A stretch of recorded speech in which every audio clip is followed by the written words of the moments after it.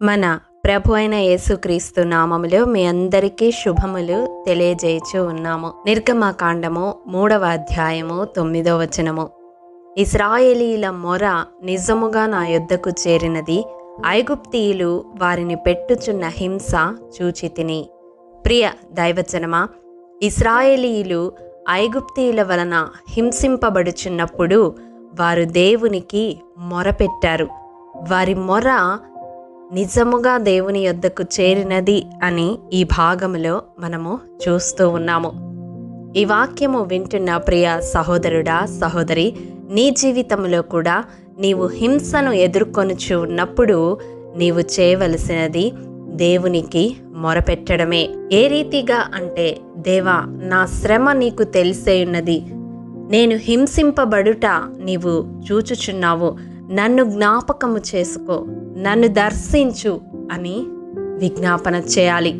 ఆనాడు భర్త చే తృణీకరించబడిన లేయా తన మానసిక హింసను బట్టి దేవుని వైపు చూచింది. సంతు లేక తన సవతి చేత నిందింపబడుతున్న హన్నా తాను అనుభవిస్తున్న మానసిక హింసను బట్టి దేవుని వైపు చూచి మొరపెట్టింది.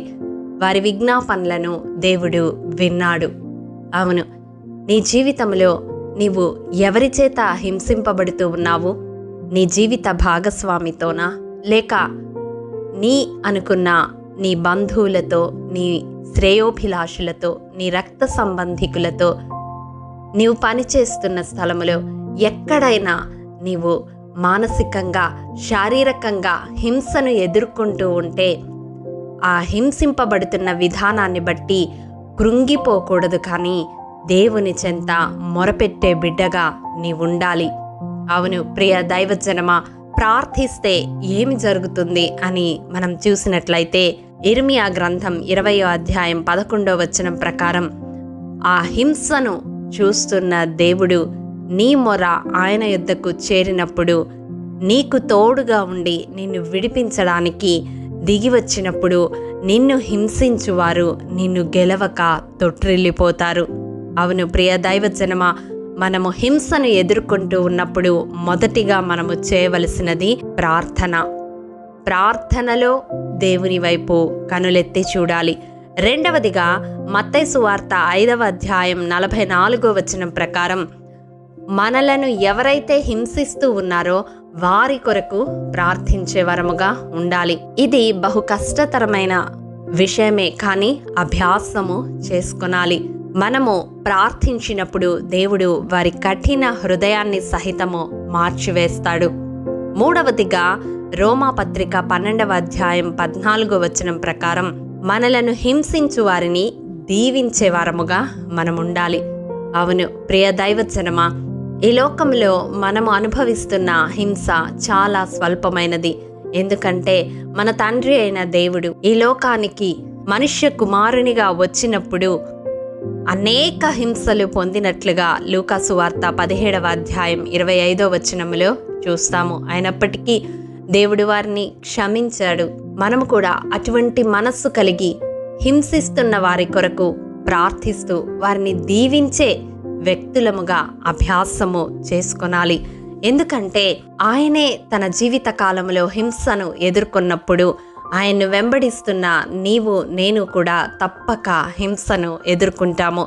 తిమోతికి రాసిన 2వ పత్రిక 3వ అధ్యాయం 12వ వచనం, క్రీస్తు యేసునందు సద్భక్తితో బ్రతుకనుద్దేశించు వారందరూ హింస పొందుదురు.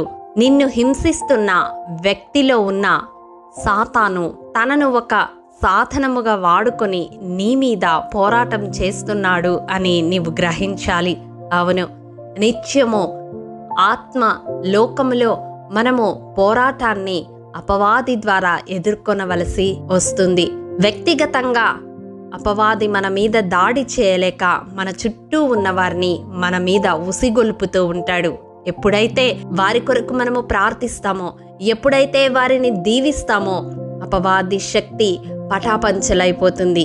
ఆ హింస నుంచి విడిపించడానికి దేవుడు నీకు తోడుగా ఉండి నీ పక్షముగా యుద్ధము చేస్తాడు. అవును, ఎందుకంటే ఆనాడు దేవుడు అంటాడు కదా సౌలుతో, సంఘాన్ని హింసిస్తున్న సౌలును ఉద్దేశించి, సౌలా సౌలా నీవేళ నన్ను హింసిస్తున్నావు అని. అవును, ఈ వాక్యము వింటున్న ప్రియ సహోదరుడా, సహోదరి, హింసింపబడుతున్నది నీవు కావచ్చు, కానీ హింసను ఎదుర్కొంటుంది నీలో ఉన్న నీ ప్రభు అయిన క్రీస్తు. ఎప్పుడైతే ఆ గ్రహింపు నీవు కలిగి ఉంటావో ఆయన వైపు కనులెత్తి చూస్తావు. ఎప్పుడైతే ఆయన వైపు నీవు కనులెత్తి చూస్తావో నీ హింస నుండి నిన్ను విడిపించడానికి, ఆయన నీకు తోడుగా ఉండడానికి, నీ పక్షముగా యుద్ధమాడడానికి దిగివస్తాడు. అవును, ఆనాడు ఇశ్రాయేలీలు ఐగుప్తీయుల చేత హింసింపబడుతున్నప్పుడు దేవుని వైపు కనులెత్తి వారు నిట్టూర్పులతో మూలుగులతో మొరపెట్టినప్పుడు ఆ హింస నుండి వారిని విడిపించడానికి దేవుడే దిగివచ్చి ఫరోతో మోషేను సాధనముగా ఉపయోగించుకొని యుద్ధము చేసి తన బాహుబలము చేత ఐగుప్తు నుండి ఆ హింస నుండి తన వారిని బయటికి తీసుకొని వచ్చాడు. ఈ వాక్యము వింటున్న ప్రియ సహోదరుడా, సహోదరి, నీవు కూడా దేవుని ఏర్పాటులో ఉన్న వ్యక్తివే కదా. మరి నీవు హింసింపబడుతూ ఉన్నప్పుడు నీవు ప్రార్థిస్తే నీ దేవుడు నీ కొరకు కదిలిరాడా? నిన్ను ఆ పరిస్థితుల నుంచి విడిపించడా? తప్పక విడిపిస్తాడు. విశ్వసిస్తే ఈ ప్రార్థనలో ఏకీభవించు. మహాఘనుడా, మహోన్నతుడా, మహాపరిశుద్ధుడా, నీ పరిశుద్ధ పాదములకు వందనములు. దేవా, విత్తబడిన వాక్యమును ప్రతి హృదయములో నూరంతలుగా ఫలింపచేయండి. ఎవరైతే వారి జీవితాలలో హింసను ఎదుర్కొంటూ ఉన్నారో అట్టి ప్రతి ఒక్కరి హృదయములో నీ వైపు కళ్ళెత్తి చూచే మనస్సును దయచేయండి. నీ ద్వారా వారు ఎదుర్కొంటున్న హింస నుండి విడుదల పొందడానికి ప్రభువా, హృదయపూర్వకముగా నీకు మొరపెట్టడానికి విజ్ఞాపన ఆత్మను వారి మీద కృమ్మరించమని వేడుకుంటూ ఉన్నాను. హింసింపబడుతున్న ప్రతి ఒక్క బిడ్డను నీ కృపాహస్తాలకు అప్పగిస్తూ ఉన్నాను. శారీరకముగా, మానసికముగా ఏ విధముగా వారు హింసను ఎదుర్కొంటున్నారో కానీ ఆ పరిస్థితులన్నిటి నుండి వారిని విడిపించమని నీ కృపాహస్తాల కట్టి ప్రతి ఒక్కరి జీవితాలను అప్పగిస్తూ ఉన్నాను. మా జీవితాలలో మమ్మల్ని హింసించే వారి కొరకు ప్రార్థించే కృప, దీవించే కృప మాలో ప్రతి ఒక్కరికి అనుగ్రహించమని యేసు అతి పరిశుద్ధ నామం పేరట అడిగి పొందుకొని ఉన్నాము తండ్రి, ఆమెన్. ప్రియ దైవజనమా, అనుదినము షారోన్ మన్నా ద్వారా అడగబడుచున్న బైబిల్ క్విజ్ ప్రశ్నలకు సమాధానములు ప్రతి నెల మొదటి వారము కామెంట్ బాక్స్లో పోస్ట్ చేయబడతాయి. కాబట్టి గమనించి మీకు తెలియని ప్రశ్నలకు సమాధానములు తెలుసుకొనగలరని ప్రభు పేరట మనవి చేయుచూ ఉన్నాము. ప్రియ దైవజనమా, ఈ దినం బైబిల్ క్విజ్ ప్రశ్న: బాదము చెట్టు చువ్వ కనబడుచున్నదని పలికిన ప్రవక్త ఎవరు? మీ సమాధానం మాకు తెలియజేస్తారు కదూ. ప్రియ దైవజనమా, ఈ దినము జన్మదినము, వివాహ దినము జరుపుకుంటున్న వారికి షారోన్ గ్రూప్ తరపున హృదయపూర్వక శుభాకాంక్షలు తెలియజేయుచూ ఉన్నాము. దేవుడు శ్రేయస్కరమైన ఆశీర్వాదములతో ఈ సంవత్సరాది నుండి సంవత్సరాంతము వరకు మిమ్ములను నింపాలని ప్రార్థిస్తూ ఉన్నాము. ఆమేన్.